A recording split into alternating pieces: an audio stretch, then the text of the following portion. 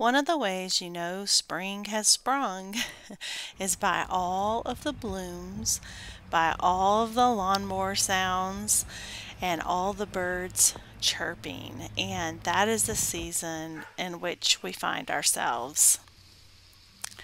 These are the roses that we transplanted. These are pinker bells. And this one right here is my Dolly Parton rose. I think I got this one at Tractor Supply a couple years ago, and it has shown out this spring.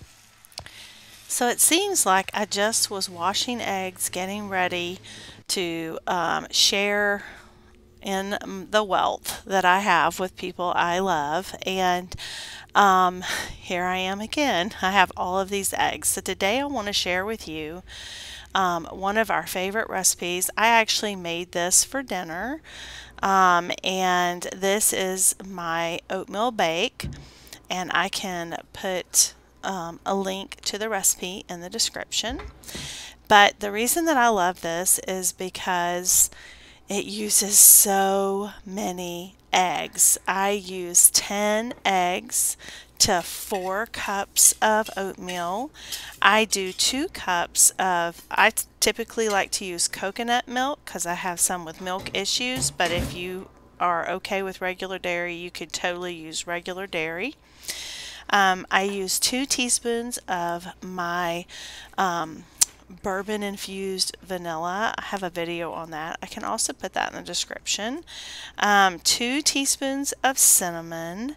I do about half of a cup of coconut sugar. This one's a little bit lower glycemic, if that is something that you have to be careful of, because this has a carbier stuff, and it also has a lot of protein from the eggs. It helps balance it out. I don't have difficulty eating this with my own blood sugar, but that is something you should watch for yourself if that is an issue that you have. I do a teaspoon of salt, and then I use about 2 1/3 cup of dried tart cherries, 1/3 of a cup of sliced almonds, 1/3 of a cup of raw pumpkin seeds, and this that I'm showing you right here is my homemade apple butter. And I have videos where I've shown how to do apple butters, and I have actually made this dish with different like pumpkin butters and different things like that. And one of the reasons I wanted to show it is because so oftentimes you'll watch all these canning videos, you see people preserving their food, and a lot of times you just don't see how they use what they've put up on their shelf. And so this is the last of my 2022 apple butter that I put in here, and this was the equivalent of about 2 cups worth, and it gives it a really rich flavor. But like I said, I have used pumpkin butter. I've also used a strawberry puree after going strawberry picking, and I put berries all in it, so you can kind of change the flavor profile for whatever season you find yourself in. But for this one, I had these things on hand, and I had this apple butter I needed to use because I haven't even got into the 2023 apple butter yet. So I wanted to make sure that I was being a good steward with what I had, the work I had already put into my pantry. And so you mix all of it up really well. It can take a little bit of a minute to get everything incorporated. And then I like to top mine with butter on top, and you'll see I'll put little pats of butter all over it. And then you're going to want to have a preheated oven to 350 degrees.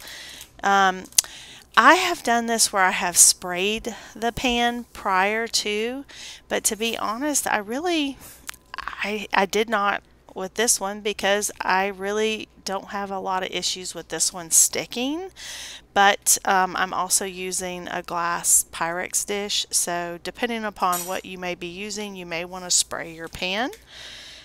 This is a 9x13 baking. This is a deep baking dish, and you can see I've mixed all of my ingredients inside of this pan for the most part, other than my eggs. I always crack my eggs in a separate bowl just in case. You never know. Sometimes you will get a funky egg.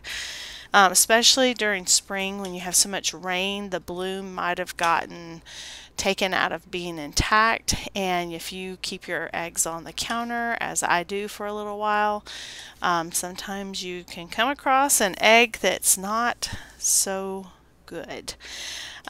So then you're going to bake this in the 350-degree oven for 50 minutes, or until it's golden brown, and it'll firm up.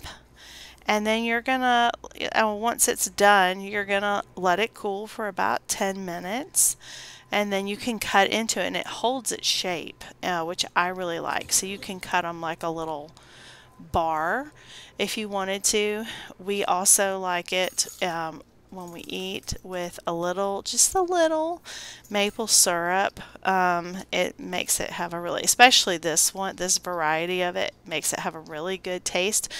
When I've done the strawberry and berry one, I actually prefer a little goat cheese with it, which may sound a little odd, but what I have found with goat cheese is a lot of times it's going to take on the flavor profile of what your other ingredients are. And so with the berries and the oatmeal, it just has a nice flavor. And so that is typically how I like to eat my baked oatmeal.